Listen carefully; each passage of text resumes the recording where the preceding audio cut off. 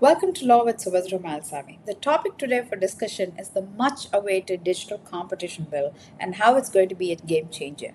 Now, what is the need for the digital competition bill? In February 2023, the Ministry of Corporate Affairs established the Committee on Digital Competition Law to address the unfair competition in our digital markets. The CDCL has about 3 months to draft a Digital Competition Act, which was inspired by the European Union's Digital Markets Act to ensure a robust regulatory framework. Now, some of the recent actions by the CCI are commendable. Last October, the Competition Commission of India took significant actions to promote the competition. Google was fined over about 2,000 crores for abusing its dominance in Play Store and Android ecosystem. Additionally, websites like Make My Trip, Oyo, and Go Ibibo were fined about 392 crores for collusive practices. Investigations are also ongoing against Amazon and Flipkart for alleged discriminatory practices. Now, what is the judicial support and what is the market dynamics? Now, the judiciary has reinforced the CCI's authority to scrutinize the big techs. The Supreme Court has upheld investigations into Meta's WhatsApp policies, and Twitter has challenged also the government orders to block tweets. The digital market is becoming increasingly monopolistic with a view of large companies dominating and creating an imbalance in bargaining power. Now, new regulations are also necessary to ensure a level playing field. Now, what are the key components of the digital competition bill?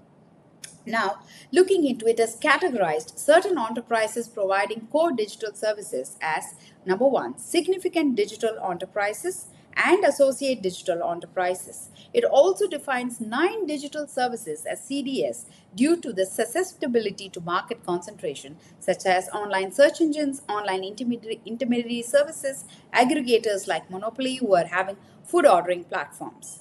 Now, what are the key elements which has been proposed in this act? Now, number one, if you look into is the designation of systematically important digital intermediaries, simply called as SIDs, entities with significant market impact, which are designated as SIDs, focusing regulatory efforts to those of substantial dominance. Next comes the ex ante obligations. SIDs will face proactive restrictions to prevent anti competitive practices like self preferencing, discounting, anti steering, and exclusive tie ups. Next comes the enhanced merger oversight. Stringent oversight of mergers and acquisitions involving SIDs to prevent monopolistic consolidation. Regulation of internal government's policies. Provisions to regulate advertising, data handling, and search algorithms to promote transparency and fairness. Next comes the augmented consumer protections.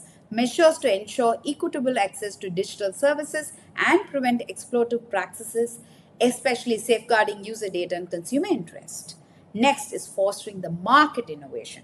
By curbing anti competitive behavior, the DCA aims to encourage innovation and support new and smaller players in the digital market. Now, most of the inspiration which is got from the digital European Union's Digital Market Act aims to regulate major tech companies acting as gatekeepers to digital platforms, ensuring fair competition and user access. This has also influenced the proposed Indian Digital Competition Act. Now, how is the industry acting to this? The proposed Digital Competition Act has sparked diverse reactions. Domestic firms like Paytm, Make My Trip also support this regulatory framework, while major tech companies express concerns about stringent regulations but recognize the need for a balanced approach. Now, some of the recommendations which have come across from the parliamentary panel is that in December 2022, the Parliamentary Standing Committee on Finance reaffirmed the need for ex ante regulations for digital market players.